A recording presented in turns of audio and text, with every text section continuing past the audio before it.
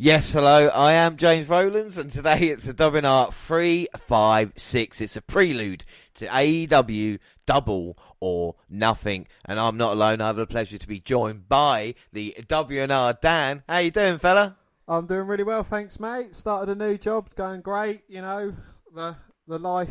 And it didn't take 6 months for you to be back, because, of course, back by popular. Last time out, of course, we had the Hall of Fame, Mystery WrestleMania, and all that kind of jazz. And, of course, NXT UK as well. And you're going to be back next week as well. So you're just getting WNR in the face at the moment. Dan, how are you feeling with it? That is it indeed, Jess. My fan has requested I come back, so I can't let my fan down. The dozens of Dan fans have responded in their No, drove. they're just called Dans.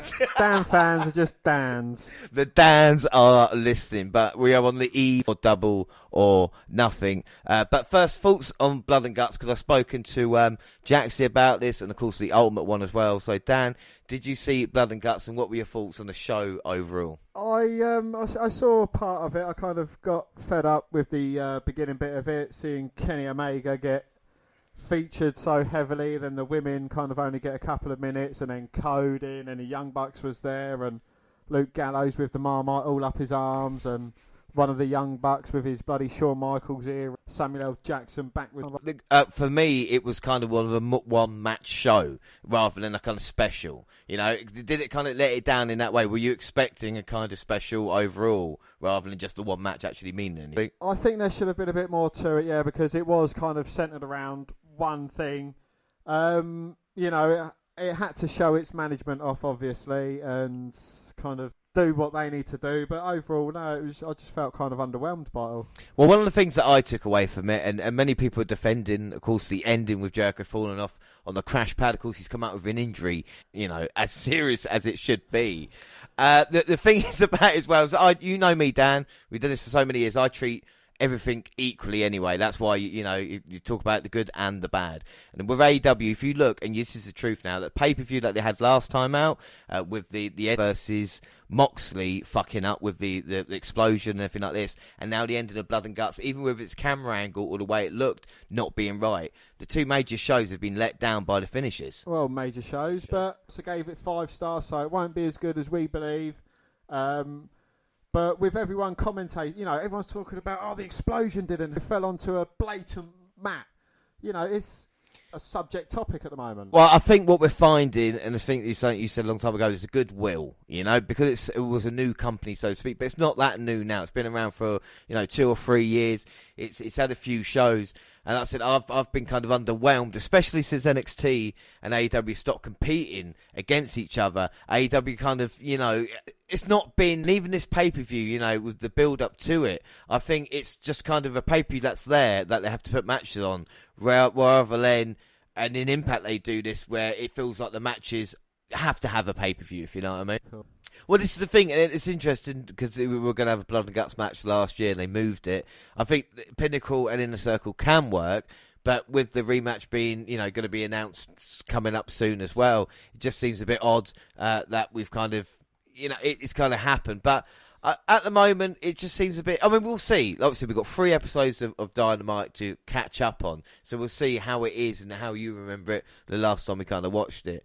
Before we do, though, a bit of news. And AEW have announced that they're returning to live touring and upcoming Dynamite tapings on the road. AEW will run Dynamite on July 7th from the James L. Knight Center, July the 14th at Texas, and July 21st at the Curtis Colwell Center. Well, tickets for all 3 shows will go on sale Friday, May 14th, and will start at $30. And of course, each event will be held in compliance with COVID protocols. Have you seen...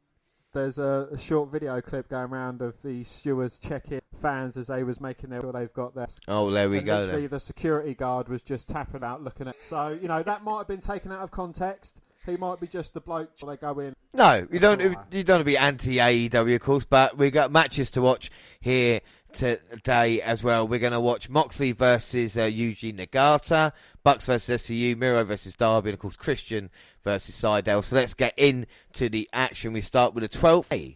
Yes, the show opens with Jon Moxley and Yuji Nagata getting warmed up for their matches. Yeah, and then straight into the intro video. So here we go, the IWGP United States Heavyweight Championship on the line here. And a lot of talk about the Forbidden Door being open. And, of course, Tony Khan saying he's responsible. Do you know much about the Forbidden Door, Dan? Well, the Forbidden Door is kind of like the doorway between two companies that shall not be breached. Well, at the moment in time, AEW kind of playing a long game. Of course, Kenny Omega is the Impact World Champion at this moment in time, and Moxley being the IWGP US Champion as part of NJPW.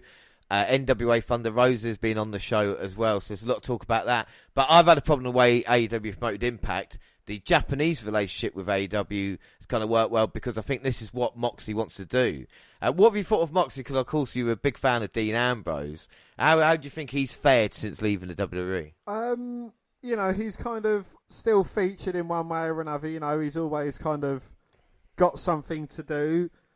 Is it going to be the case of too much exposure is going to kind of turn fans off him? I mean, a few other wrestlers have been loved at the start and then we see too much of him. Boo! Get annoying. Is it going to get old? What else can John... Well, the thing is, I think the end of the Omega-Moxley feud should have been the pay-per-view with Moxley maybe taking some time off because, of course, his wife, Renee's obviously pregnant at this moment in time, but the relationship he's had with Japan goes back a couple of years, beating in NJPW, which was quite a shocking result, so to speak, because we thought, Mox's going to drop it, maybe take some time off. But like you said, if he keeps in the main event picture, then maybe that's why they've moved him to Kingston. But is it right that he's got kind of two storylines going on at the moment? Because obviously they're teaming up with Eddie, and now him, defending the title against Japanese invaders. Again, it's going to be a bit of overexposure. It's going to be, look, Moxley's in this angle, Moxley's in that angle, and kind of poor Britt Baker, she's trying to build herself up to be a champ in 3 or 4 minutes, like on an episode of Dynamite or an episode of Dark. Oh, it's true, but I think Moxley's style has kind of evolved in the kind of a mix to it. He's even competed in like Bloodsport now against Josh Barnett, former UFC fighter. And that was a kind of vicious fight, and of course the more Japanese style as well. He must be happy because he can basically call his shots. Do you think he's still the biggest star outside of WWE at this moment? I think he is. Yeah. I think he's kind of taken the mantle that Chris Jericho kind of, his name he was talking about on the Stone Cold podcast. And John Moxley, he was known by quite a few people when his exposure in Japan, and that's helped him elevate his status as well. And obviously, AEW fans, hardcore fans, love him. WWE fans love like the Dean Ambrose kind of John Moxley as well. That helps in his favour. But I don't want him to get busted open. What else can he do? Yeah, that's true. And like I said, if you don't go away, how can fans start to miss you as well? But let's not discredit Yuji Nagata, of course, Blue Thunder, the former IWGP World Heavyweight Champion, the first man to be a Triple Crown champion as well. Of course, the veteran, but his strikes are there to be feared. And this is what Moxley wants to do. He wants to go against the legends of the sport in Japan and show his toughness, which I suppose is definitely a way to go. Yeah, I mean, you coming in and wanting to kill off the legends, would you? I mean, that'd be something completely fucking boring that no one would want to see ever.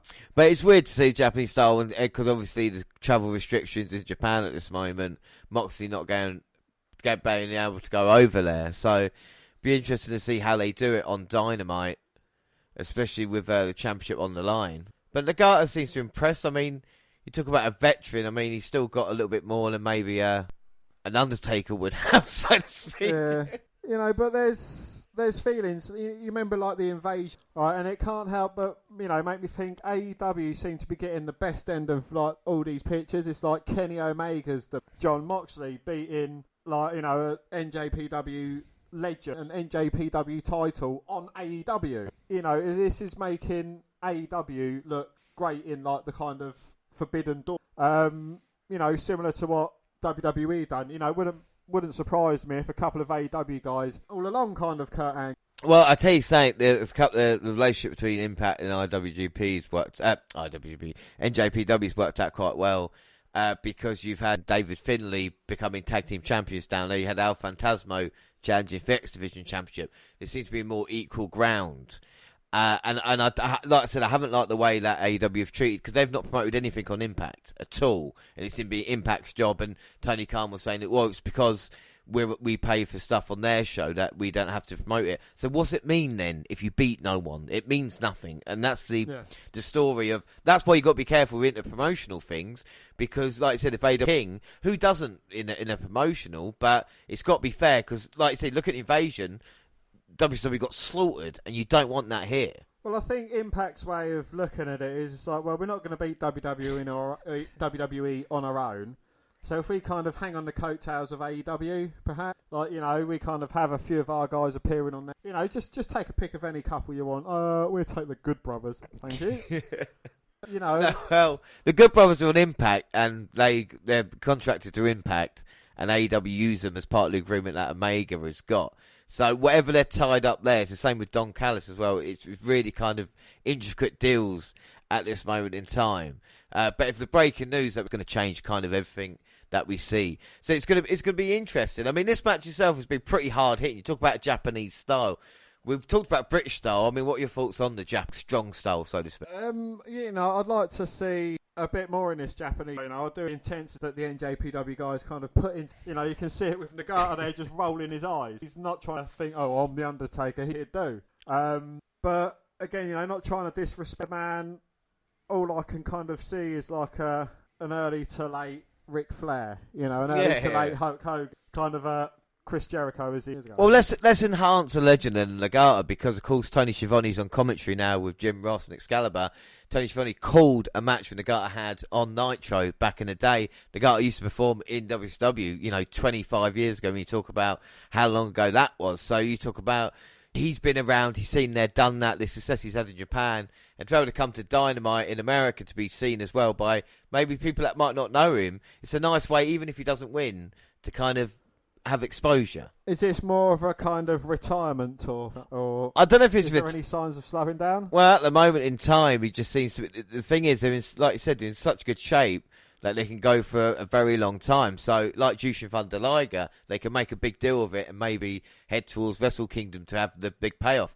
And that's the kind of beauty with Japanese. The storylines, the losses, the wins, the miles on the clock actually matter as well, you know. But, you know, you can kind of see John Moxley, he's bleeding, whether it was an accident cut or it's blading. Do you think AEW are kind of...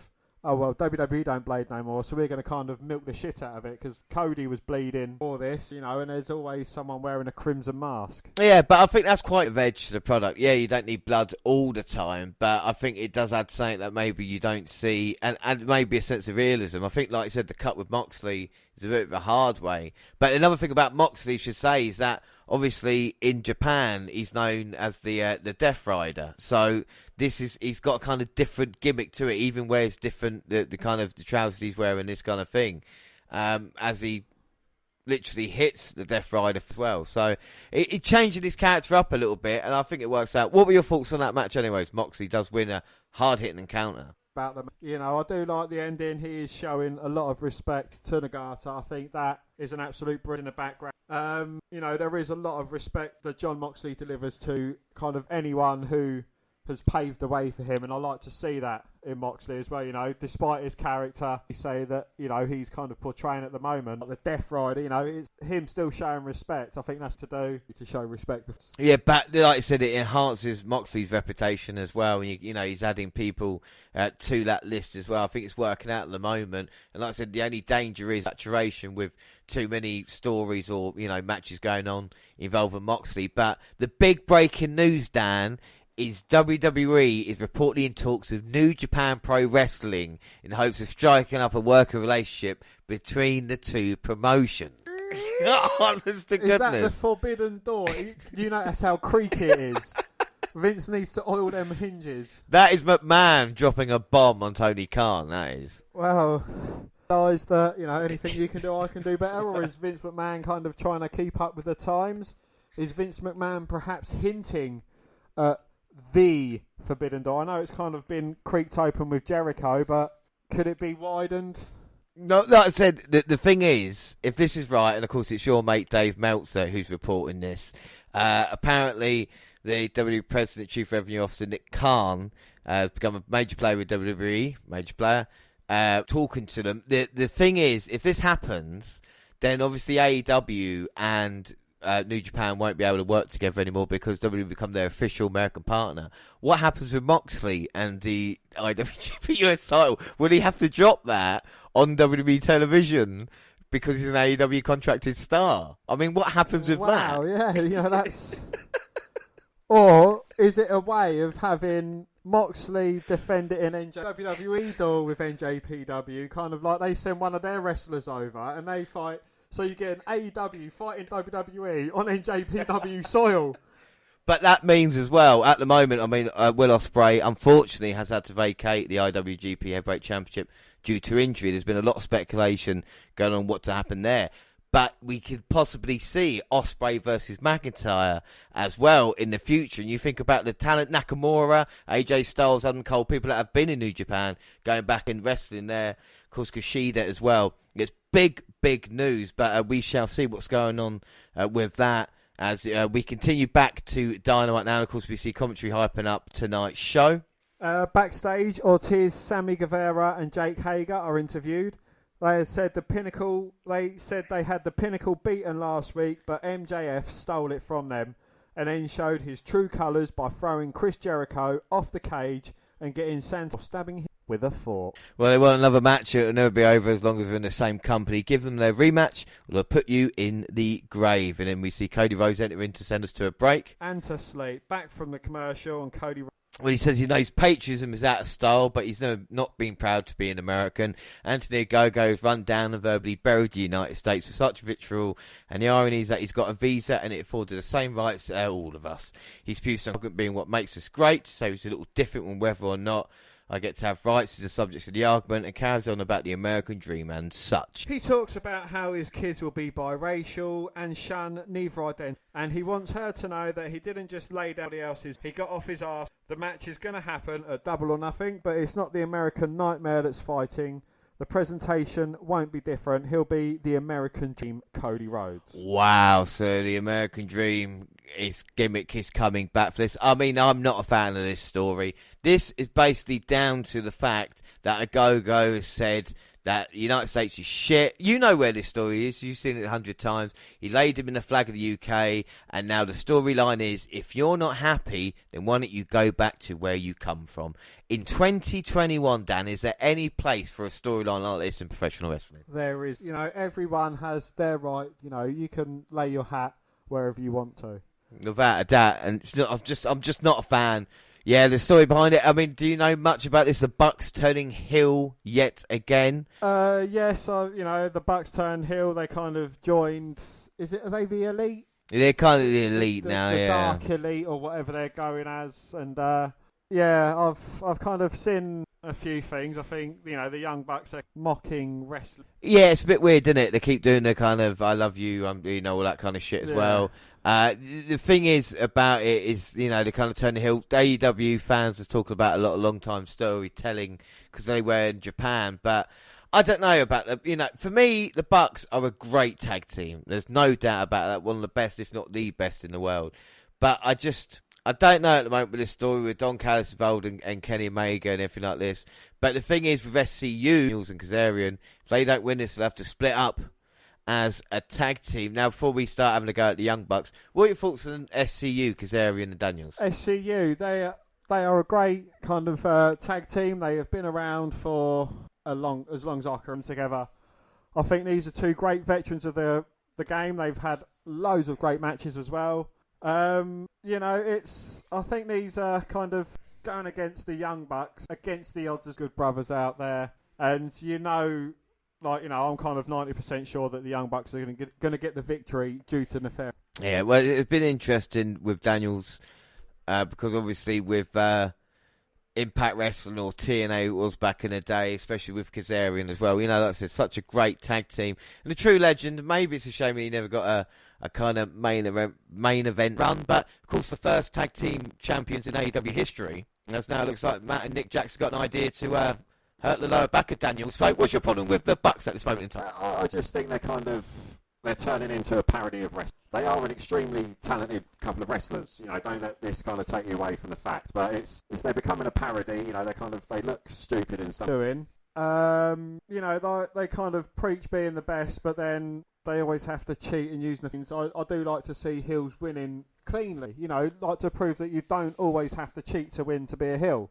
I think, like Kenny Omega, they just try too hard with everything they do, and they kind of overperform it, which takes something away from it. Yeah, you don't want to see behind the curtain too much, do you? You know, like, that's the whole point. And the thing is that they're mocking, you know, wrestling from bygone eras, but if it wasn't for that, they wouldn't be where they were today because of it, you know? You know, they're mocking the kind of things that paved the way for them. You know, if it wasn't for the Rockers, there would be no Young Bucks. If it wasn't for the Hard, and you know, that kind of pisses me off that, like, you know, they, especially Shawn Michaels, who is one of, if not the greatest performers alive, and they're like, I'm sorry, you know, it's, why do that? Yeah, no, it's just, you know, it's just one of those things I think they've got to be careful about. There's no doubt, like you said, they are talented. I mean, look at Nick Jackson right now, you know, I think the heel turn's really helped him. I think he was quite a bland babyface. So I think, you know, heels do suit the Bucks out, but it's like now, even the amount of taunting and stuff like this.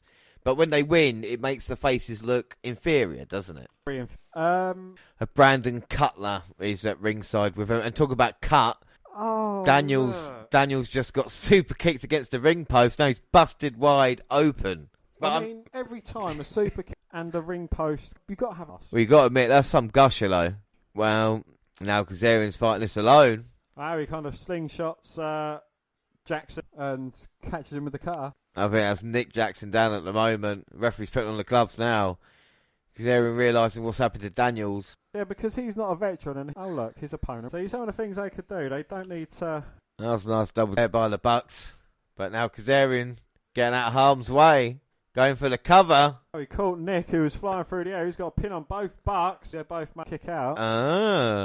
That's another thing that annoys you as well, isn't it? Look at the referee doing at the moment. Nothing. I don't know what he's just done. Well, Gallows up in the apron and can't see Kazarian with the pin. Obviously.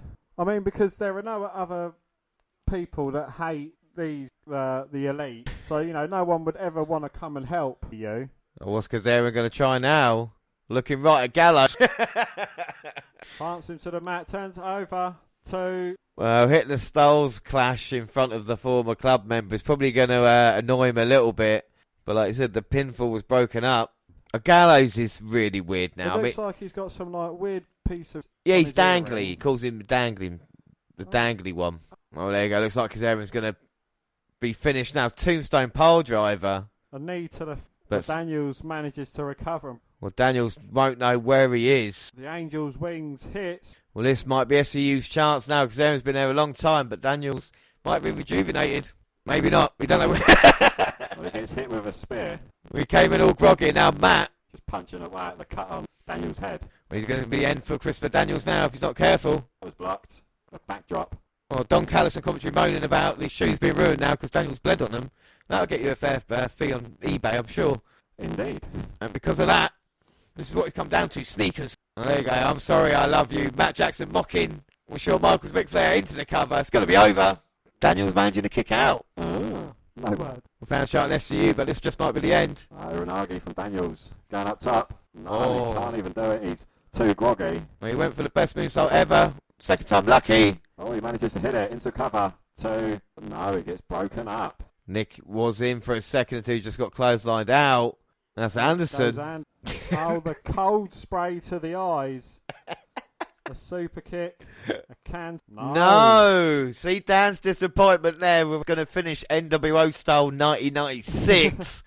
Has stopped the can to the face. Didn't get the job done. Daniels. Every fucking thing else. Daniels is still in this. But the Bucks are going to end it now. ETE trigger. Kazarian trying to jump over the top to save it, but no, that is it. These have retained their titles. They see them covered in blood, but it's Daniels. The canvas is coloured, and that is the end of SCU as a tag team. The Bucks win, and you see him celebrating there.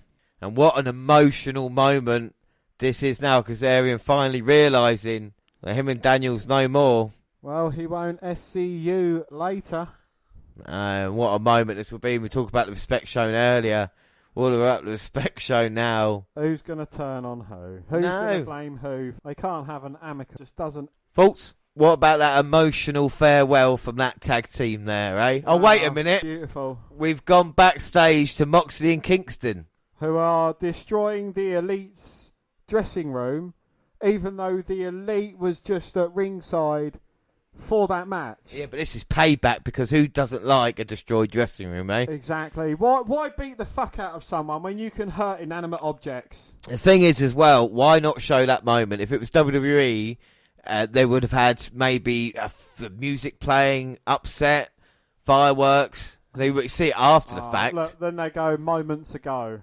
They could have showed it as it was happening, and then shown moments ago. Just kind of, he's like, that was a sweet moment. And then it gets interrupted, and then you come back to it. About the match, I thought this was a fantastic match, and the Bucks for me are the best tag team in the world. Dan, what were your thoughts on that tag team match? Because I know you didn't like majority of it, but come on. I think the Bucks are a great tag team and things in the ring, but I just think that they're making a mockery of everything that came before them, and I don't think they have any respect. Yeah, they're heels, but I still, even heels kind of don't disrespect the way that was paved. Well, we'll see what happens with the Bucks as we continue. We see Christian Cage is interviewed backstage. He takes issue with Taz critiquing ability, and there's no but now he's not going to back up he's got an open contract, and he wants Taz, any member of, and as for Double or Nothing, he's going to be in a Royal Casino Battle Royal and win it. Oh good, another Battle Royal for an AEW pay-per-view. Well, Matt Seidel rolls up and he's going to be in that match too, and he's his mind on redemption. You said he's going to beat Christian before Double or Nothing. So Christian, he's not only got a feud with Team Taz after critiquing his wrestling ability, he's also got beef with Matt Seidel. Yes, so we're going to find out what happens with that beef next week. And of course, if you win the Battle Royal, you'll become #1 contender to the AEW World Championship. And speaking of that, the next matchup, Orange Cassidy versus Pac, would decide it. Yes, well, Pac broke Cassidy's shades early and freshly squeezed answered back with a beach 2 count. 2. While rolling enter the break, but the bastard out. When the bastard delivered a Liger bomb for 2. 2. The crash landed, left Cassidy reeling in need of a match, ending in a no contest. Omega and Callis celebrated the outcome, suggested Kenny would have the night off on May 30th, but Tony Schiavone emerged from the commentary table, revealed that Omega would defend the title against both men in a freeway. This was a good match till the instant. Let's just see the replay we're talking about here. So it's a super kick to the face, which I don't think was too bad, even though he's reacting to it now. And then, of course, the power bomb, which put him all the way down. Still managed to kick out. So, and that's him out of it, basically. So then they had to go on the fly, have Omega come out. They were going to make it a triple threat match anyway, my assumption is, but he had to do it. First and foremost, talks about the protocol here. I mean, Cassidy's obviously sustained a head injury. Do you think they were right to continue the match? That it should be kind of protocol put in place. Cassidy, he should be immediately attended to. The X should be thrown up. If Omega was going to come out, he should have come out. Yeah. And also, what are your thoughts on the AEW World title being Pac versus Orange Cassidy versus Omega at the pay-per-view? Versus Omega, that's good. Orange Cassidy, it kind of brings a difference. Well, we'll see what happens. Of course, we'll run through the card in a little bit, but we see the Elite are in the locker room upset about Kingston and Moxley trashing the place.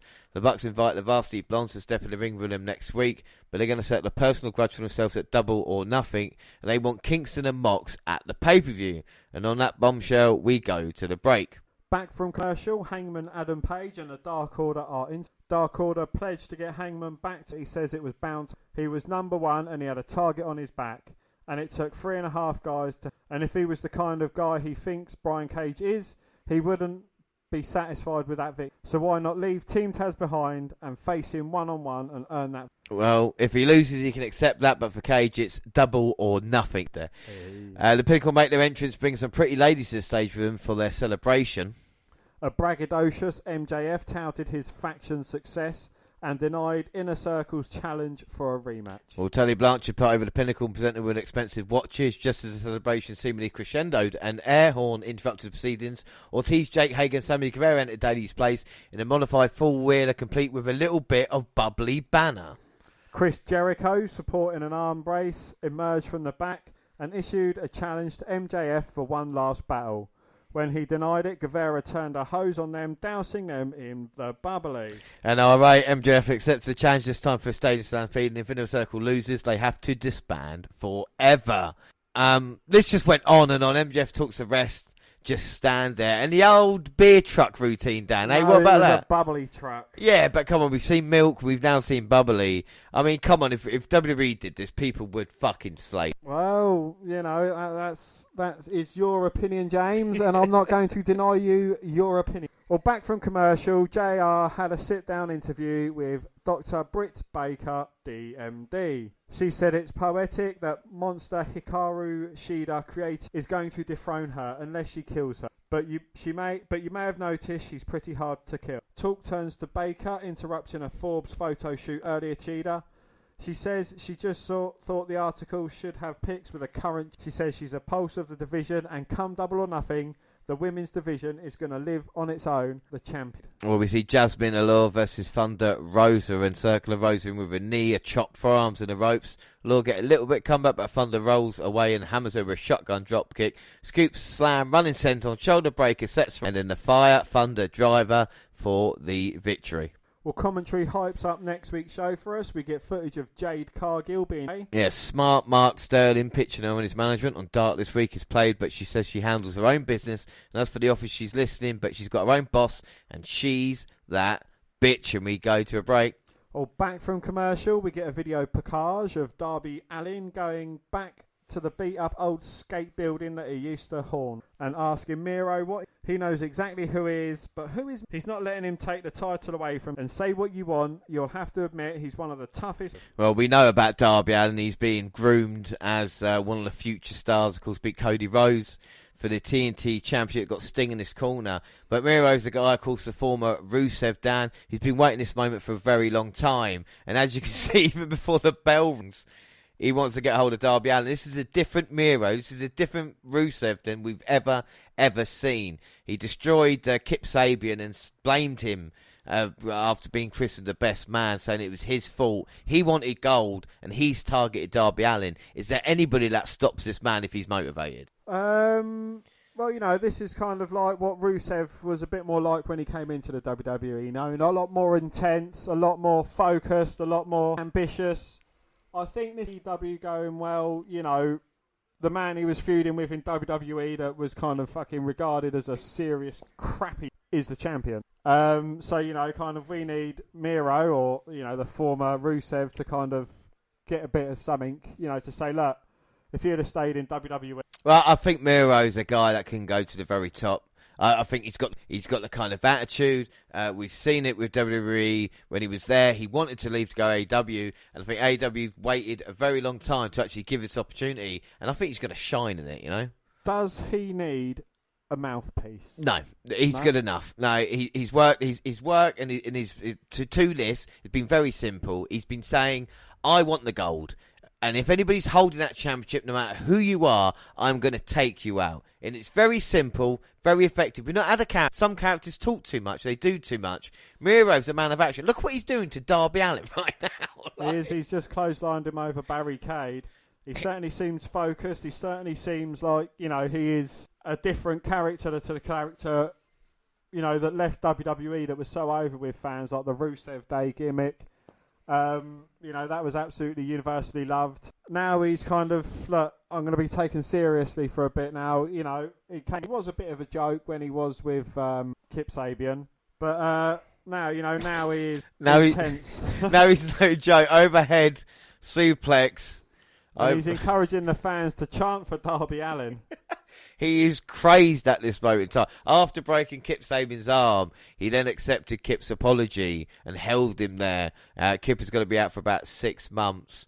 Of course, we see even Scorpio Sky looking on. They've had their problems with Sting and Darby Allin as well. But I'll put Rusev in the same category as a kind of a Cesaro, of a guy who's well due a chance to see where they go with it. You know, we talk about, you know, Rusev at WrestleMania coming out with a tank, or, you know, as the United States champion and all this kind of stuff. But let's just see what he can do, because I think this man, I mean, look at him. He is dominant. Well, most definitely. But, you know, you're kind of the man, oh, yeah, they're so much better from what he was getting in WWE, a mid-run title.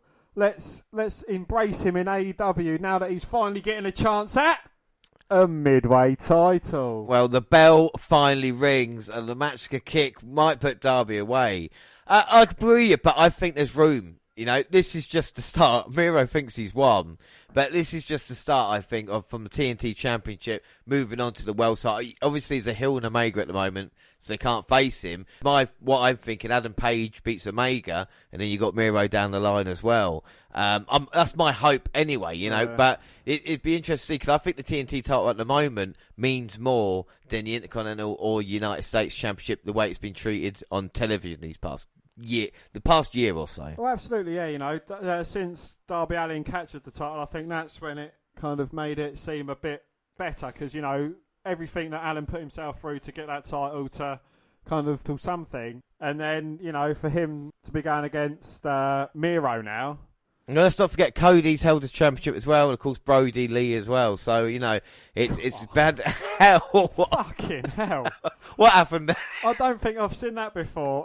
Well, Darby Allin's just kind of gone for a suicide dive, but he's kind of rotated in the air, and his upper that's taped up heavily. Now he's going for the coffin drop off of the top to the outside. He gets caught by Miro, who delivers German suplex, and then just roars into the camera. And he's got a bogey, which just makes it look bad now. Oh, I don't care. I mean, this is the Miro that we haven't. I don't think we've seen at this moment in time. And Darby's been great. Don't get me wrong. And one of my problems with Blood and Guts was, of course, Jericho falling on the crash mat. Unfortunately, like an hour early, we saw Darby Allin getting thrown down a flight of concrete stairs. So it kind of took away a little bit. And what was more talked about? Yeah, exactly. That's true. I talked about the concrete stairs more because I wanted to make that point of how sick Darby Allin was. And then we see during the break Sting getting attacked by Page and Scorpio Sky. Of course, it's another funny thing, Daniel, like this. Even Page used to team up with Josh Alexander in Impact, went over to AEW because he didn't want to be in a tag team. So Miro now loves it as well, as you look at what he does to Darby Allin. And Allin hasn't got a chance here, is he? Not no. There's no way. Rusev is just gripping him in a bear hug, squeeze the life out. There's no doubt Miro's a machine, and Darby has defended the TNT title, 9-10 times. So what happens to Darby after this? Well, he's going to be, like I said, his dad's at ringside, isn't he? Sting, so they're going to continue being the tag team unit. I think it's kind of ruined the outcome of this match a little bit. The fact is that Sky and Page have been feuding with Sting and Darby, and you're thinking, well, that's going to lead to a tag match at the pay-per-view, so what about the TNT title? But again, I suppose it's the best for Sting at this moment, and Darby still gets the rub, doesn't he? You know, so absolutely, yeah. But Sting, well, Sting's, you know, he's still a name value. He's still, you know, he didn't have to change his name, did he? So, you know, to like Chris Martin or something. Chris Martin. I don't know. I was trying to think something different from Sting, like lead singer. Yeah, that's well. Yeah, if you want to call him Steve, do we? Steve. Here comes Tony Schiavone. It's Tony Schiavone going, Steve, Steve. Doesn't have the same ring to it, but Steve Splash. Steve Splash. Well, Darby there had the sleeper on Miro. Nearly put him out. I think he had the belt as well, was choking him. Maybe I can't have TNT title belt. Maybe not just the belt round his trousers. And now the forearm strikes. This might be the best course. Miro slowly fading with the TNT title as well. So has this mostly been like kind of Darby just taking a beating? Yeah. Well, not anymore. He's on top now. Oh yeah. Apart from like, but we know Darby. He doesn't give. We know that type. No. You know, like I say, he doesn't give up. The Jeff Hardy type. Who kind of gets run into a barrier type, you know, that type. Yeah. There's no doubt. There's no one I've sort of taken more punishment in AEW than Darby Allin at this moment in time. Has he taken the Johnny Gargano award for most punishment? I think he might have done last year. But this year there's been a couple of really good candidates. This one might be up there. Depends what the finish is. You can see the red marks on his back. What's Miro going to do to overcome the guts, Allin? He's certainly not shedding. Yeah, but maybe it's the old rope-a-dope. Maybe Darby, the longer he's in this, the more tired, the lactic acids. So you're saying he's playing possum? I think he might. Hello, possums. He might be the lactic acid building up in Miro. Those muscles that build. Suffering from fatigue. He must be. His equilibrium shot. His hyperextension of the legs if he's not careful. You don't want any hyperextensions because that does mess with your equilibrium. But at the moment, Sting looking on. Can't help Darby's in the middle of the ring. Maybe in perfect position. So Sting has been jumped.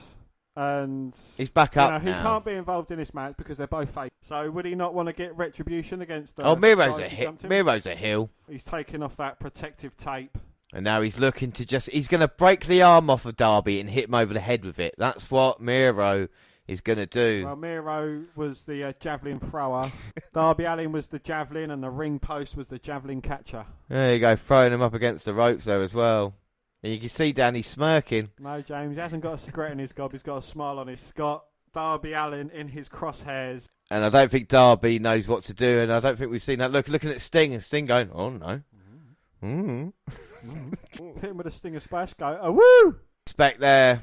One last fight, son, into the breach. And Miro just saying, come on. Didn't Sting start his kind of career off bleach blonde hair? Yeah, that's why he's seen similarities in him. Yeah. But Darby now taking down the legs. That was a nice version of the top. Into a cover. 1, 2. Now Miro's going to get pissed off. There's just too much power as Darby's trying to evade. Gets caught, pop up. Another stunner.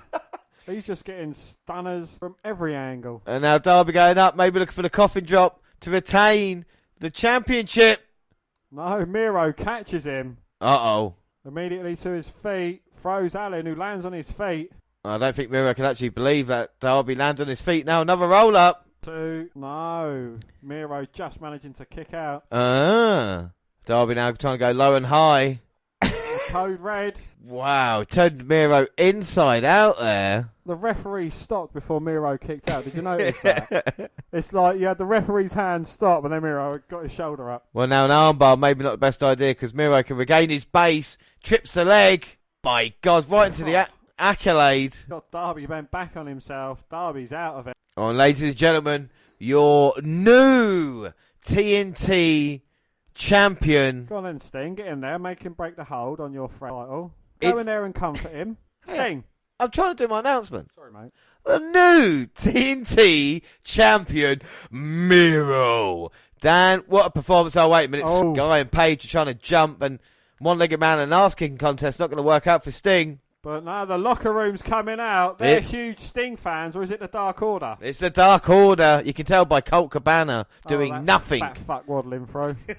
But Miro destroys Darby Allin, becomes TNT champion. Dan, what are your thoughts on that match? That was really enjoyable. Yes, but again, a nice poignant moment of Miro gaining his first title was kind of overshadowed by the shenanigans going on there. And, you know, it's like, for fuck's sake, man.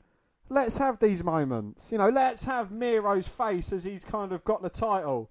Let's have SCU's kind of dramatic breakup. You know, the respect they've been together for ages. But no, let's see fucking John Moxley and Eddie Kingston. I tell you what, I have seen that match with Miro and Darby before. It's when one of those crash test dummies in the car gets thrown out the vehicle about 20 feet. That was the kind of summing up of what this match was making Miro look like an absolute monster. Darby doesn't lose anything to defeat because how the fuck was he going to beat him anyway? He teams up with Sting, he moves on. Lance Archer now with Jake the Snake is next in line for the TNT Championship. We'll see that at Double or Nothing as well. So that'll be two big men going out. I thought that match was enjoyable. I thought the Dynamite was good. And I think if they had that card on with the Blood and Guts match, that would have been a hell of a special or a pay-per-view. You find the greater matches of them two come up with... Without a doubt. We get more news. And AEW President, CEO, General Manager and Head of Creative and the Forbidden Door, Tony Khan, he appeared and announced a new agreement with Warner Media. The new agreement will see AEW Dynamite move to TBS. It was also revealed that a new TV Rampage will be at 10 p.m. The 1 hour TNT show will premiere on Friday. Well, Rampage will move to TBS with Dynamite in 2022. Cardinals for the AEW will begin airing quarterly TV specials on TNT in 2022 as well. We can also get more details. So basically what it is, they're moving now from TNT. So are we going to call it now the TBS Championship? And also... Total bullshit. What do you think of another hour? Will it saturate Dynamite? We've already got 2 hours of Dark, 2 hours of... Elevation. Now you're going to have Rampage and Dynamite. Well, you're going to have another fucking hour of Cody Rhodes, Young Bucks, Kenny Omega, Good Brothers. They've got quite a vast locker room. I completely agree. So we carry on with the May 19th show, and it opens with the intro video. And of course, we're going to get Christian Cage versus Matt Seidel. This was made last week with Christian offering Team Taz. Seidel answering. Of course, he's had problems with Team Taz recently.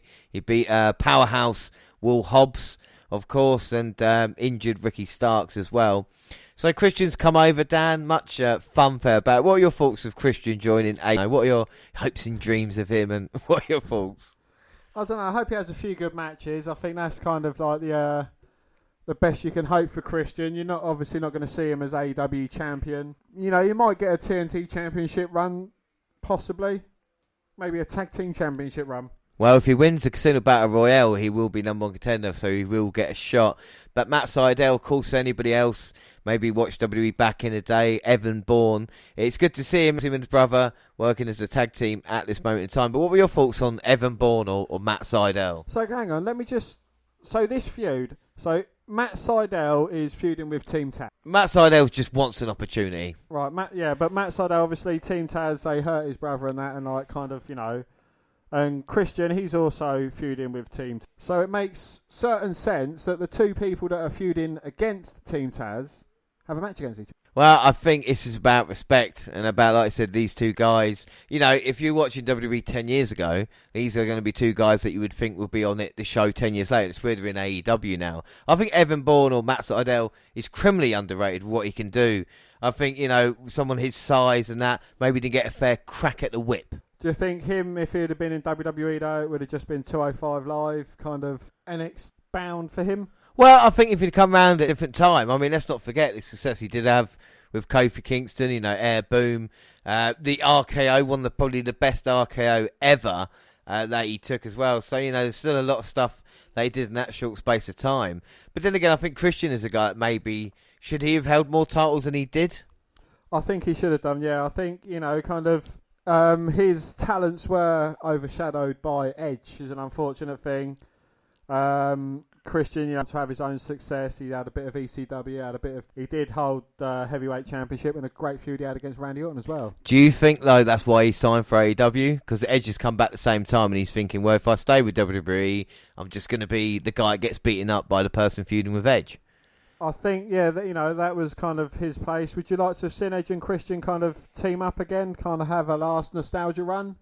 Seeing as though kind of Edge, you know, there's not really many other options for him. Well, I think with Edge, they're going to put him back in the main event scene, but I would love to see tag team with Christian, but I think with Christian's thinking he wants to compete for the titles, and a match against Kenny Omega for the AEW World Championship, if it happens, would be worth him going across, because would he get an opportunity at, say, a Roman Reigns or a Bobby Lashley or even a Drew McIntyre for the championship? But saying that, wouldn't you have loved to see Edge and Christian tear the house down? Well, no, because it's more about what Christian wants as well. Then, like you said, he's been in his shadow. That could have factored into the feud and made it a lot more real. I mean, like, you know, aside from being the number one contender, what else would Christian and Kenny Omega have to kind of make the feud go, wow, I'm really looking forward to this? Yeah, I know it's kind of got Christian's kind of name brand selling power, but, you know, aside from that, you can bet your house that Christian's going to lose the match. But Christian's work ethic now is outwork everyone, and he wants to go in the ring.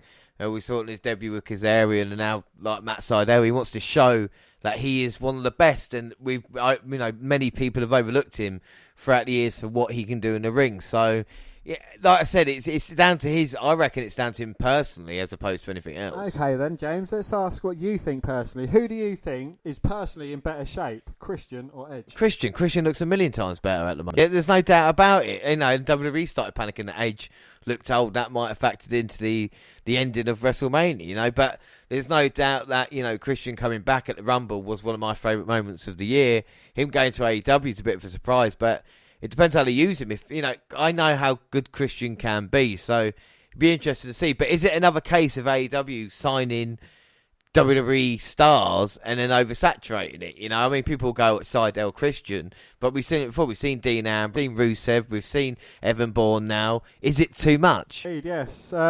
Again, you know, for a company that wants to set itself apart, it hasn't really done too much kind of setting itself apart. I mean, you know, at their last kind of pay-per-view special, they kind of had 2 rings set up. You know, it's, I mean, War Games. Yeah, but to be fair, I mean, Dusty Rhodes did create the gimmick, so Cody could... Oh, Cody has all rights. Do you know what I mean? But done it. But I think he is the American Dream, Cody Rhodes. But I think because of TakeOver, and they took the War Games gimmick match as well. Like you said, it's set up in a way where you're always going to compare the two. And I think with AEW, you've got to be careful. You know, yes, you can have JR on commentary, and you can have Christian wrestling and all this kind of jazz, but you've got to bring other people. We kind of have seen that. With, you know, you like to talk about Orange Cassidy or maybe Hangman Adam Page kind of coming through a feud, but it's all about kind of the end game for it, you know, and who, like you said, who comes out on top, and to have that kind of not sure what's going to happen. And I think that's what made Dynamite good for a little while, where you weren't sure what was going to happen each time, and even in the matches you could have a surprise, and now it seems quite formulaic. And is that a case of them not being a new company and finally writing TV like that, or a case of just not being stale, but do you know what I mean? Just carrying on that road and just doing the same thing week in, week out. I kind of think with AEW, you know, it started in the beginning, and it's not found itself an evil kiln yet, where there's kind of it's not flowing organically. You know, they've got something good going, and then like they kind of give the person who's in that good feud a feud with someone else, and it gets a bit confusing, and you're like, well, why is he actually wanting to fight him apart from the reason, like, you know, AEW matches? I think this is what we're going to kind of see of, like, the veteran getting worn down and then kind of making his comeback.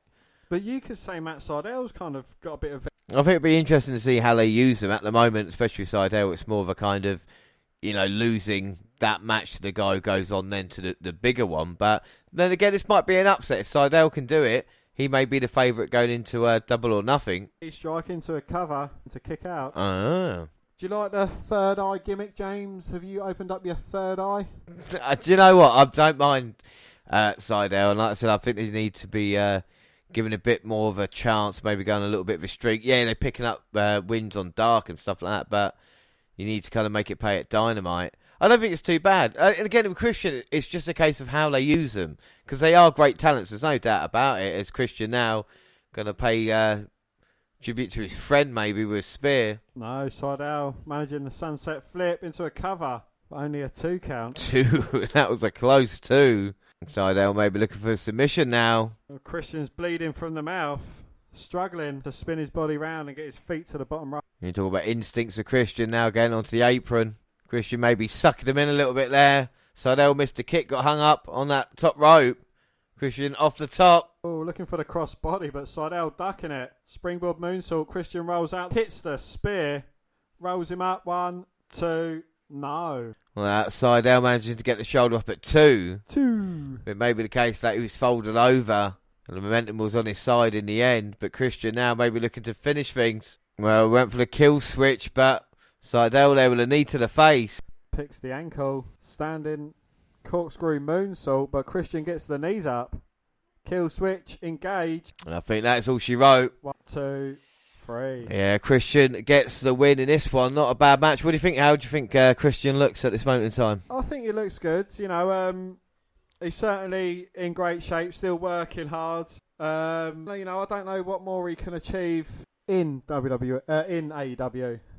We'll be interested to see what happens, and we see a nice little show of respect there as well. And Taz is not happy on commentary. Christian offering Taz into the ring.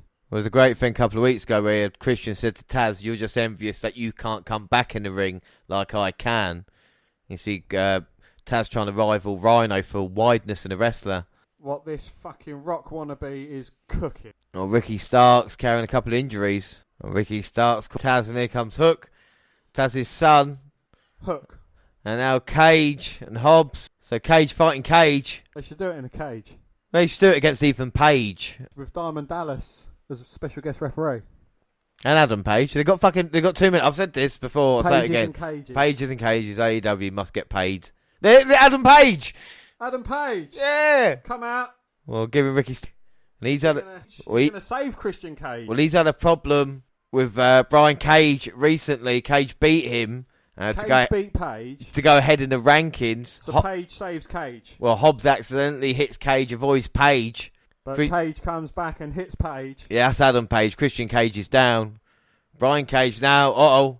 Yeah, Adam Page. The buckshot lariat attempt. But Cage catches Page. But Page slips off Cage. And now Hook. With the heel hook.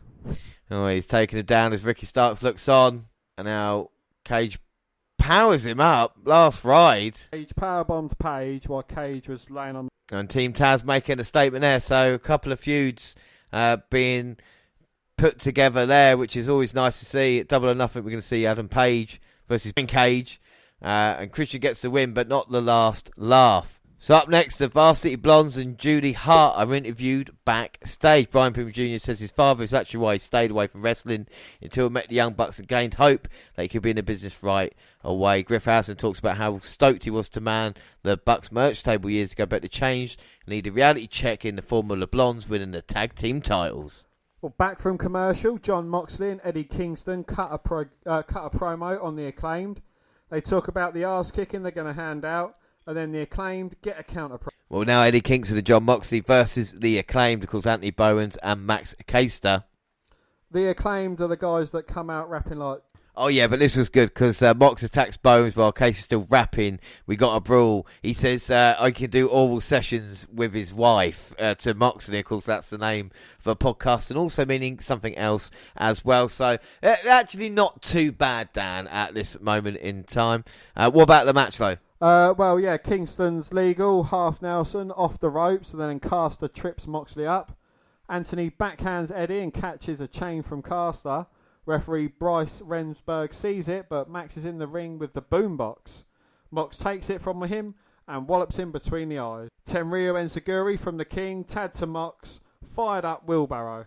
And then the wheelbarrow powergram shift on Anthony. It was a really good match. Mox and Eddie look like they're having fun as well. Okay, so why are they going against the Acclaimed? Because the Acclaimed are number 1 ranked tag team in AEW, and of course the Bucks want Moxley and Kingston to challenge them, but they have to be number 1 contenders. So if they beat them, when they beat them here, they've gone above them now in the rankings. So it actually, like I say, I'll call it when I call it. That made sense. So the fatal 4-way match? Yeah, SCU faced Bucks, didn't they? Yeah, they did, yeah. So again, you've been a negative Nelly here, but... No, I lost, yeah. Yeah. So the number 1 contender, there is no one number 1 contender. Not at the moment. The number 1 ranked team, which are the Acclaimed. Yes. But to be the number 1 team, you've got to beat the Acclaimed. Yeah, to go to number 1 ranked team until they announced the match for the pay-per-view. A bit like Adam Page and Brian Cage had problems because Page was ranked number 1, looking like he was going to face Omega at the pay-per-view. Because Cage beat him, his ranking went down, and then they had a match for number 1 contendership with Orange Cassidy and Pac, who were then 1 and 2. So, like I say, it does make sense sometimes. So where does Christian Cage come into this? Christian Cage. He's obviously undefeated since his return to the ring. But he's only 3-0 though. So he's only 3-0. But the fact that he's undefeated and he's on a 3-match winning streak means nothing because he's not the number 1 contender. Because to become the number 1 contender, you have to beat the number 1 contender. Yeah, so he's probably ranked about 5 or 6 at this moment in time. So but you have to beat number 4 or 5. No, because the Casino Battle Royale is the opportunity to be the number 1 contendership. So if he's in that match and he wins it, then it doesn't matter about rankings, you'll be number 1 contendership. Unless someone beats him. No, because he's number 1 contender for that match. It's like the money. If we talk money, if we talk WWE way, in your way, it's like the same as WWE, but they don't have rankings. So if that's what's confused you a little bit, AEW have the rankings. But then they do have lost the briefcase to The Miz. Yeah, but you're thinking about WWE. Yeah, but then that could happen in this, couldn't it? No, because AEW don't do that, because the last time they had that, they had the chip and they cashed in there, and that was Brian Cage. Right. So usually with AEW, like I say, I'll call it when I call it. And AEW, that does make sense with that and the kind of the way the matches do with this. If it's bad, we'll call it. If it doesn't, but I've always done that, even with WWE, you know? So is that why Moxley and Kingston destroyed the dressing room of the Elite? Because they couldn't fight them in the ring, so they had to destroy their dressing room? No. What it dates back to is when Moxley was in the match, he was going to team with the Young Bucks to take on the Good Brothers and Kenny Omega, because Moxley was still annoyed that he didn't win the AEW World Championship in their pay-per-view match, where Eddie Kingston saved him, which meant then they realised after feuding for that long that Kingston actually still had feelings for Moxley and they were still good friends. So the match was going to take place, and then dating back to where they were as the Elite in Japan, when it came to the Good Brothers and Don Callis, the Bucks decided to side with Omega and the Good Brothers, turning on Jon Moxley. At that time, assaulted him, leaving him for dead. Kingston then came in to help Moxley, leading to the feud with the Bucks, because Omega's obviously moved on to the AEW World Heavyweight Championship. So the Good Brothers are kind of like the fucking goons in this one as well. Probably going to be used as a bit of filler. But they're trying to get towards Kingston and Moxley at the Bucks, and the only way they can do it to actually make sense of the rankings as well and stop everybody from pissing and moaning that pays attention to that is to have the Acclaimed, who's the number one ranked tag team, lose to Moxley and Kingston to be into that position, so then the Bucks and Kingston and Moxley make sense at the pay-per-view. Yeah? Right. Okay, so we move on. Chris Jericho is chatting with Dean Malenko backstage when an interview rolls up, and I tell you what, Dean does look old. He refuses to give Alex Marvez a scoop and sends him running. All Ego, Ethan Page and Scorpio Sky are interviewed in the ring by Tony. Sky talks about how he used to look up to Sting, but then something happened. Time. Sting's not the man he used to be, and he's no longer a child, but rather a grown man, warning Sting to step aside before he puts him. Page takes the interview over and says Scorpio already proved he can put Sting down by heel hooking, such that he missed a week of Dynamite. And he hopes the Stinger was watching when he threw Darby Allin down the steps. Ethan's here to take everything away from Allin, and he will be the nail in his coffin. The lights go down, and Sting is here, or Steve! It's Steve's here! And so is Darby. They beat Page and Sky up. Sting put Scorpio in the Scorpion Deathlock, which is quite good because the names are very similar. Scorpio, see what he did there, how similar they are. And it makes him tap out. We will see if Sting can go. This is going to be his first proper match. Of course, the last time he tagged with Darby Allin was, so we'll see if he can still go in the ring. Like I said to you, Page left Impact because he didn't want to be a tag partner, and now he's a tag team partner. Back from commercial, we get footage of the Pinnacle having dinner. Well, MJF talks about how funny Chris Jericho is with his schoolyard humour. He hopes the Inner Circle laugh and laugh and laugh themselves silly, because he always gets the last laugh. Dax Harwood complains that they have to waste time beating the Inner Circle instead of claiming all the gold. Last year, Stadium Stampede was a dog and pony show, but this year they're in... Four Horsemen.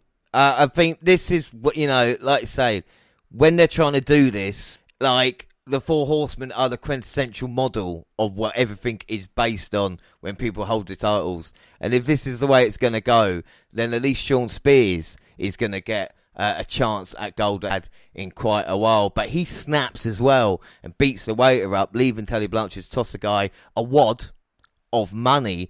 And MJF closes the segment by saying that you're the Pinnacle, you're always on top. Well, up next is Hikaru Shida versus Rebel.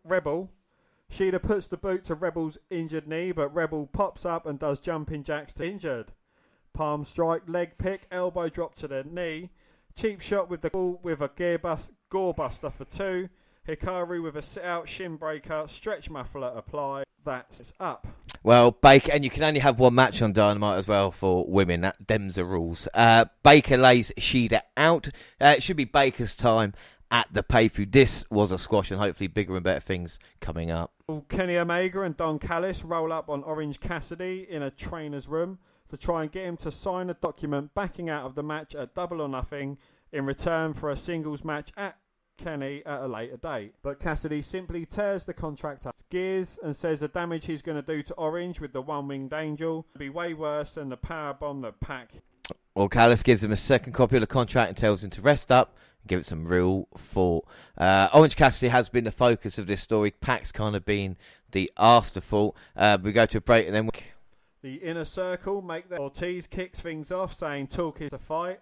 Sammy Guevara agrees with and says as long as both factions work, is never going to. Jake Hager says they don't have a choice. They're always said they're the baddest, so they have to accept the match, just like the Pinnacles. The last thing they want to be is a bunch of schoolyard bitches like them. Chris Jericho says the Pinnacle of their head says they can't hear very well, and he heard loud and clear their challenge for Stadium Stampede. He's not sure if it's worth it, and he thinks about the toll that blood and guts took on them, the piece of themselves they left in the ring, they'll never get back. MJF hurt him back because but the mental being thrown off the top of the cage was the most terrifying. That will never go away. Was it worth it? The only answer he has, and when he knows it'll be worth it to punch him. Well, the Inner Circle accept the challenge on May 30th. Hell is coming for the Pinnacle, and the Inner Circle's going to dance all over the face and piss all over the grave. Flip birds at the camera, Ortiz throwing 2 up to represent. Well, is this the end of the Inner Circle, do you reckon, and building up towards the fact that if they don't win, they'll be out? What are your thoughts? Is this the right time to finish it? I don't know. I think yes. If they're going to give the Pinnacle the rub on the way up, then it might be good for them. But then, what are they going to do with Hager? Is he going to kind of still be Jericho's heavy? What's Jericho going to do? Who's he going to feud with? He's not going to really be floating around at the top, since they're kind of taken as much out of his name value as they possibly. Yeah, well, I know he's got a tour with Fozzy coming up, so maybe that's the idea there. But we'd be interested to see what happens. Again, I'm probably split 50-50 at this, because you probably want the rubber match, 2 teams as well. Another good promo, but it did feel long. And we see Fitzgerald Cargill getting interviewed earlier today. Well, yeah, smart Mark Sterling rolls up and tells her he doesn't want her to work for him. He wants to work for her. And he sells her on taking her brand to the top. 2 weeks in a row standing with Tony Schiavone. When's her sit down with Jim Ross? She tells him not to interrupt. Well, up next, Red Velvet versus Serena D for the NWA Women's World Championship. Irish Whip reverse, jockeying for position, side slide, roll through, back body drop counter, victory roll pin, nope. Velvet with a moonsault and a Tenryu powerbomb from Serena. Can't keep Red Velvet down. A half crab applied. Inside cradle counters, only 2.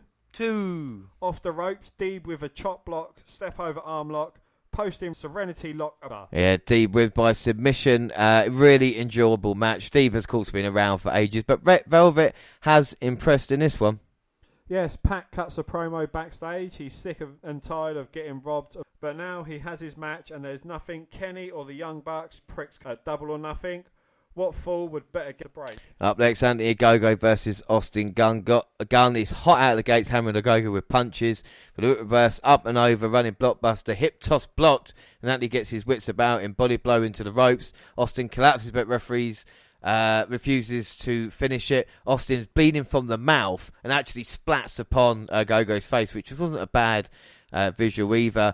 Then he smears it across his own chest. He grabs him by the wrist, short arm pop-up haymaker, and he wins by stoppage. I hate this feud, and Ogogo is greener than grass. Yes, and Christopher Daniels and Frankie Kazarian backstage. Asked about his future, Daniels simply shakes Kazarian's hand and whispers in his ear before leaving. Kaz says he doesn't have the words to say what Chris has meant to him personally and professionally, and he doesn't know what path Daniels is on, but he knows where he's blaming the whole elite, and he's going to hunt them member by member. What it feels like to have your heart ripped out. He's a bomb you can't defuse and a gun you can't and that's a promise, not the gospel according to... We'll go to break. We'll see what happens with Kazarian trying to go against the elite. Miro makes his entrance and gets on the mic. First and foremost, he wants to thank Jesus Christ for protecting him and giving him strength and power to make him more aggressive than everybody else so he can destroy them. But that's not Darby Allin's talent. After talking all the crap, he beat him up so bad and took the title. Nobody doesn't know it. It doesn't matter who you are. If you have what Miro wants, you're done.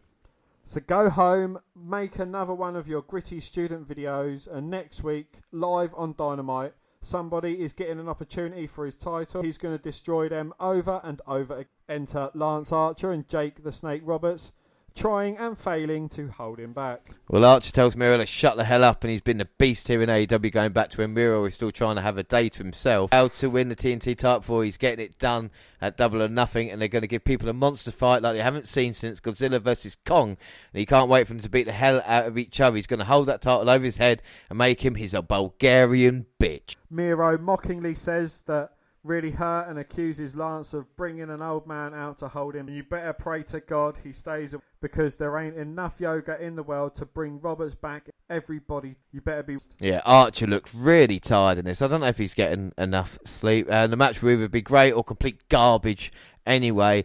And then commentary informs that Dante Martin has already accepted Miro's challenge and hypes up the rest of next week's card before sending us to a break. And when we're back, it's on to the main event. Yes, and that is the Varsity Blondes, Brian Pillman Jr. and Griff Garrison versus the Young Bucks, Matt and Nick Jackson, for the AEW World Tag Team Championship. You see Brian firing up, shoves for both Jacksons. Superkick lays Nick out, but Matt breaks up the cover. Sharpshooter in the middle of the ring. Nick sprays Pillman with a cooling spray, but Garrison breaks up the hold. Nick hits the superkick on Griff and feigns a leg injury to distract Knox. Matt has the spray, but Julia Hart gets Rick's attention and takes it away. Matt then sprays Hart in the eyes with it. We see an earful double leg back into the sharpshooter and Pillman. Nick adds an X Factor and dives on Garrison, and then the Young Bucks win by submission via sharpshooter on Brian Pillman Jr. to retain the tag team titles. So, who did the Varsity Blondes beat to be number one contenders to get the shot at the titles, or does that not matter? Yeah, they were number one contenders. But then didn't Mox... Yeah, they went to number one, but they were number one contenders. So the claim must have been second, and then Varsity Blondes were first, but because then the Blondes lost to Thingy, they dropped out, down to 3. Kingston, Moxley drive up again. So actually, this actually helps Mox and Kingston even more when you think about it. Yes, indeed. Because if number 1 and 2 of the tag team divisions lose, and they win, they go up. And speaking of which, post-match, Moxley and Kingston slip in the ring and Brandon Cutler and Don Callis run for the heels. They beat the Bucks down. Eddie's biting Nick's ear while John puts boots to Mac and chokes them out. And the Bucks sneakers. Not their sneakers. They're sneaking away with their sneakers.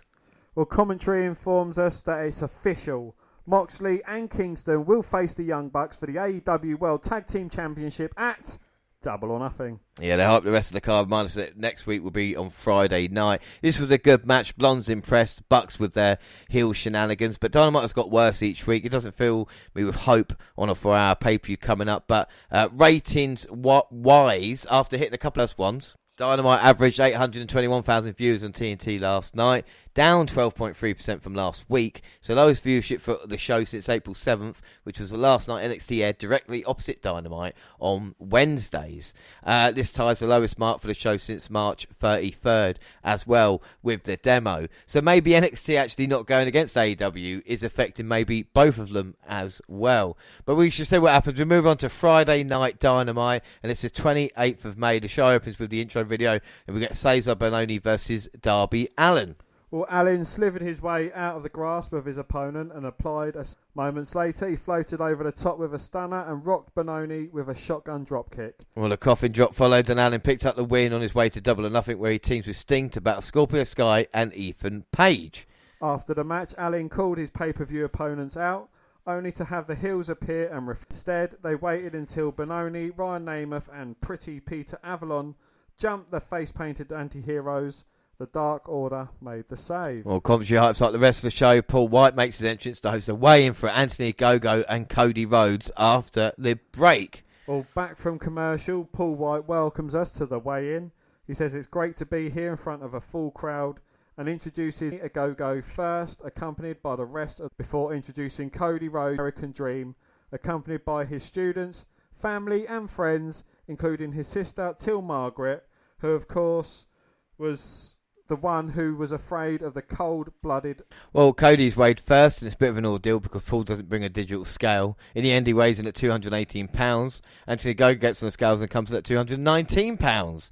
QT Marshall interrupts White and asks if anyone understands what just happened here, pointing out that Ogogo is heavier. That means he's got the victory in his hands. Well, Ogogo poses, and we get a bit of tension. Cody asks the crowd to give it up for Paul White and promises to see us at things. I hate this storyline. We get video package hyping up Inner Circle versus the Pinnacle at Stadium Stampede. Backstage, Powerhouse, Will Hobbs and Christian Cage are brawling. Cage manages to throw Hobbs into a bit of fencing, but Will turns him right around. Christian goes to attack him with a bollard, but referees show up and pull them. Up next, Hangman Adam Page versus Joey Janella.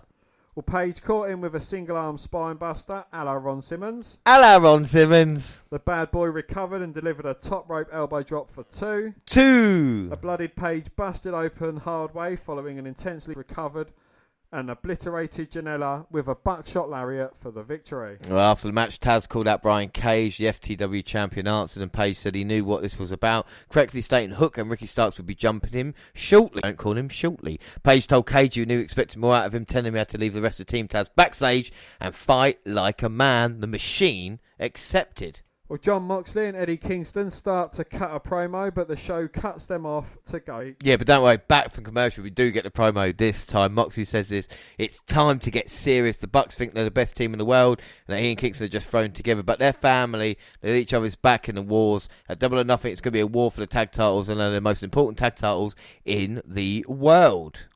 Eddie takes over, and they speak for the underdogs. They're winning the titles. And then the Bucks are going to quit, and maybe there'll be the EV. The pressure's coming. Well, Pac makes his entrance and tells Tony Schiavone to leave the ring. He asks to accept his serious apology, because clearly we were expecting somebody else. But he's here to tell each and every one that on Sunday, Orange Cassidy will be irrelevant. Kenny Omega's ducking and dodging and manipulating, and frankly, it's pathetic. He calls Omega down for a face-to-face. Well, Don Callis appears on the Tron and claims that he's not even in the same building, and calls Pac out as violent, aggressive, soulless sociopath. Kenny tries to blindside the bastard, but he gets caught with a kick. The Good Brothers hit the ring to follow up and get the better of Pac, beating him down. Phoenix and Pent-Up make the save. Well, Kenny with electric chair, but Cassidy and best friends come out and Pac slips out. Cassidy has a note for Kenny and gives it to him. Omega opens the envelope, giving himself a paper cut in the process, pulls out the shredded remains of the contract they offered Orange last week. Orange takes his jacket off and he hits him with the orange punch. Cassidy goes to pick the title up, but Pac steps on it and goes for a powerbomb. Orange slips out, orange punch for him too, and of course Cassidy is the last man standing.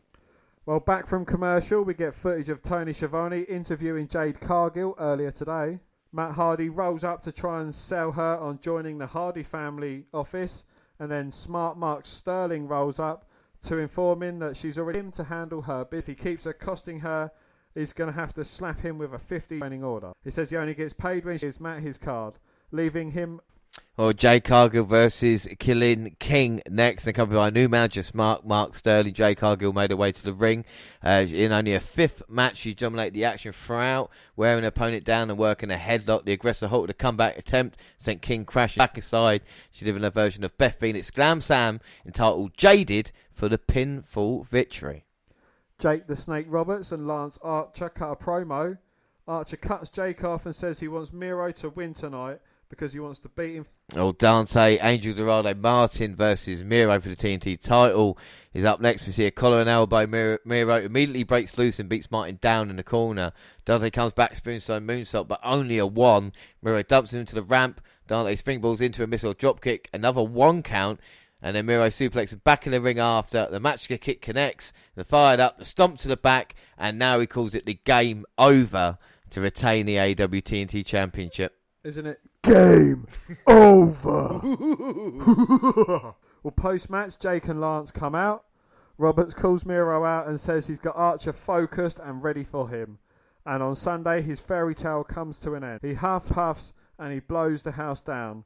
But they don't play fairy tale. He speaks mock Bulgarian and tells Miro to shut up. They've had enough of him coming and bullying people. And Miro tells Jake to shut up and begs Lance to let him loose. Jake gives him the nod and Archer hits the ring. Goozle, but Miro slips out of the chokeslam. Referees swarm. Archer drops him with a big boot. Well, we see Shida making her entrance all dolled up for the occasion. Bryce presents her a new title belt. It's the same basic design as the old one, but maybe 10% bigger and a lot shinier. And Tony congratulated her before interviewing her. Hikaru said she won the title. There were no fans, but tonight they're here. She's proud to share the moment with them. Enter Dr. Britt Baker D. She says she just comes in peace and she just wants to congratulate Shida. She was champion during the most difficult time for all of pro wrestling and nobody. She admits she misspoke when Jim Ross interviewed her and she wants to take it. She says she was the face of, but really she'll win the title. She'll be the face of a whole. Well, just like an era before her was 316, hers will be all about DMD. And we see Sammy Guerrero showing up in the crowd to do his cue card gimmick as we go to a break. And Dark Order, Evil Uno, and Stu Grayson, Ego. Well, the Masked Men delivered a step-up Hurricane to All Ego, then added a flatliner to Sky. Grayson sent Page in the corner with an overhead throw, then delivered a 450 splash for the Canadian competitor, while Uno added a corner cannibal to Sky. Despite the late surge by the babyfaces, Sky was able to apply the heel hook to Grayson, while Page delivered Ego's edge to Uno for the win. After the match, Page issued a warning, only to have the former TNT champion lead an overzealous Sky through a right hand at one of the clones, only to realise it was the real Sting. The Icons scared the face of the rebellion from the ring, joining his partner. We see Eric Bischoff making his entrance and get on the mic. He brings up the 25th anniversary of Scott Hall appearing on Nitro and setting the seeds for the NWO, and draws a line between them and the Inner Circle, leading to the Inner Circle making their entrance. Jericho gets on the mic and says it feels good to be surrounded by fans again, and thanks Eric for everything you did for him in WCW and during his... Bischoff introduces a greatest hits video package for the Inner Circle. Santana gets on the mic and says they've done some pretty cool shit. 19. Well, that night everything changed and they put his company on their backs and carried it through a pandemic, and now they would return to the best fans in wrestling today. If this is their last time together, their last dance, he wouldn't have it any other way. Jake Hager gets on the mic and said it's about the journey nation. He doesn't want to just see the good times. He wants to see the hard times when they left parts of their souls behind. The hard times that make them hard men. Sammy Guevara thanks his stablemates for everything, and Jericho admits that he was hesitant to put his own faction together. But this felt right. He felt like Guns N' Roses, not giving a damn about anybody or anything except each other, and putting on the best performance at Stadium Stampede. They're going to do it again, and if they lose, they're going down in a blaze. If this is the last time they're ever in the ring together, he just has one thing to say to them. He loves them. Well, Maxwell Jacob Freeman appears on a Tron and says he see how much they love each other. It just makes him more excited for Sunday. He reveals that he got Dean Malenko beaten and battered at the goalposts. The Inner Circle make haste to save the Iceman, but the Pinnacle ambush them midway. FTR pile drive Ortiz and Susana through some tables. The Pinnacle put their hands together and declare the end of the Inner Circle, and that is it. So, Dan, what have you thought of the 3 episodes of Dynamite that we've checked out? There have been some good moments, good matches, and good promos, and there have also been some kind of bad things and things that don't make like quite too much sense. And for a non-watcher, having to get things explained to me, like the number one contender, the ranking systems, it does seem a bit too confusing for a casual viewer. But does it make you want to check it out more? Does it want to see? Does it want to make you check out Double or Nothing? To see what's going on. It makes me want to see Jericho's entrance, because look at the fans going nuts for it as he's down into the ring. Well, exactly. So you want to buy the pay-per-view to see it then? I mean... Well, no, because I've got it on Spotify, so... Well, we'll run through the event card, see if it piques your excitement. Of course, pay for the pay-per-view. You can, of course, listen to the WNR's review of the pay-per-view with the Ultimate one coming up on Tuesday. So the main event is the AEW World Championship. Kenny Omega, Orange Cassidy and Pac. You've what are your thoughts on that as a main... It's not going to be the main event, because the Stadium Stampede will be, but what do you think of that for the AEW World title match? I don't know. Orange Cassidy's kind of... What's he doing in a title match? I know he's kind of earned it in some respect. I think Omega versus Pac, watch again. I'm not sure how Orange Cassidy will feature into it. It might be entertaining for him. Pac and Orange Cassidy might sort of team up for a bit on their common enemy in Omega. Who would you pick in that one then as your winner? Omega. All right, AEW World Tag Team Championships. You're a bit confused how Kingston and Moxley got there, but they are going to face the Young Bucks. What are your thoughts on that match, and who do you think is going to win? If the match is actually a match, I think it could be a very... if they're left to do their own devices, I would love to see Kingston and John Moxley get the titles, but I think kind of the current position that the Young Bucks are in, they're going to cheat to win. And it's going to kind of open more doors. A match I'm really looking forward to, AEW Women's World Championship. Hikaru Shida, of course, champion for over a year now, versus Britt Baker. What are your thoughts? I hope they get given... I hope it's not used as a filler match, because I do think this could be a great match. I've seen a few of Britt Baker's matches, and she has got a lot. And you can't take anything away from Hikaru Shida. She has been a brilliant champion for a long while. This match should be good, if they give it the respect it deserves. Right, Anthony Ogogo versus Cody Rhodes, a match that I don't think anybody is looking forward to. No, if anyone's going to get a good match out of a greener than grass Anthony Ogogo, would you like to rely on Cody, or is Cody kind of going, I'm the best man for the job kind of thing? Yeah, I think this will be, again, unless they upset us. I mean, what are you saying for the women's title and what you're saying for Go-Go Rhodes as well? I think Britt is going to win. Yep. And I think Cody Rhodes is quite certain Cody Rhodes. We've got the tag team match. We've got Sting making this a wrestling in-ring performance with Darby Allin versus Ethan Page and Scorpio Sky. Is this story? We've seen more of the story develop the past couple of weeks as well. We have, yes. It's quite good because it's a personal match. It's not for a title. It's not for a number one ranking. It is just, Sky and Page calling Sting out for being old, and Sting and Allin, they've been on and off and attacked from behind and that. This should be quite an interesting match. I can see Sting not starting the match. It's going to be Darby Allin taking a lot of beating, Sting getting a hot tag, coming in for about 5 minutes till he's exhausted. Allen's recovered, get the victory, or they're going to do a dual submission, or they're going to do something like that. So you're saying Allin and Sting for the win as well, yep.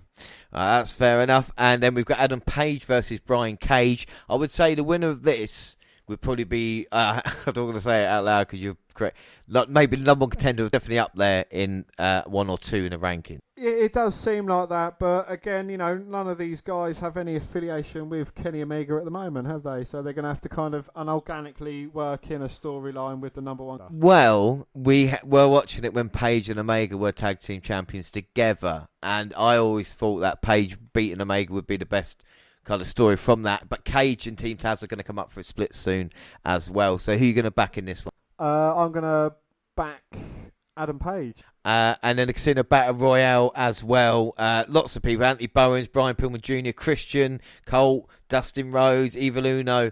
There's going to be a surprise. Who are you going to go for in this matchup? I mean, there's Powerhouse Hope, Penta Elzit Media. He might win. Matt Seidel as well. Matt Hardy. There's only one name that kind of stands out. I think it would be great, but it would be kind of too WWE if it went down to Matt Hardy and Christian, given their history. I would actually, I would mark out so bad for that.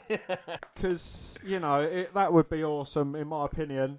But I would either give it to Christian. I have no idea who the TBA is. Yeah, we could be... If it is a big name, then I'd probably give it to them. But Christian seems the biggest in there at the moment. The last TBA in a match was Ethan Page. So that's the kind of... It could be CM Punk. It could be Ryback. You know what I'm saying? So who knows with that one? And finally, the main event, Dan, the Stadium Stampede. Will it be the Inner Circle's last match ever versus the Pinnacle? I would have thought so, yes. But after you saying about the rubber match, I'm going to actually give it to the Inner Circle. But they said goodbye. They hugged. Yes. And Mark Henry said he's going to retire, and picked up John Cena and fucking slammed him. All right, so what your obviously you'll catch the pay-per-view and some of the results for Double or Nothing. And I think that will be it for today. I think you coming back in for AEW for a little while is good. I think next month, Dan, what I'm going to do, I'm going to throw you into different things. I think next month we try Impact. What are you thinking? Yeah, I'm happy to diss Impact for a while until we get back to WWE regular scheduled programming. I think, well, we'll see what happens. We're going to try something different with AEW next month as well. But of course, Dan, you'll be back next week for NXT UK, and we've got a couple of huge matches there. Really, really good. Don't forget, across all social media, Twitter at the WNR Podcast. I'm at the WNRJR, Dan. I'm at WNRDAN. You are. The WNR also on Facebook and Instagram, across all Google platforms, and listen email the WNR Podcast at gmail.com, and YouTube, WNR Podcast, with all latest clips and podcasts at the same time on YouTube as they do SoundCloud. On your phone. Also Spotify and iTunes, where you can download, subscribe, rate, and review there. So that is it. Like I said, our next episode for the WNR will be AEW Double or Nothing, the pay-per-view. And the next one with Dan will be next weekend for NXT UK. But until then, I have been James Rollins, and I was joined by Dynamite. Thanks for listening, everybody, and bye. Bye.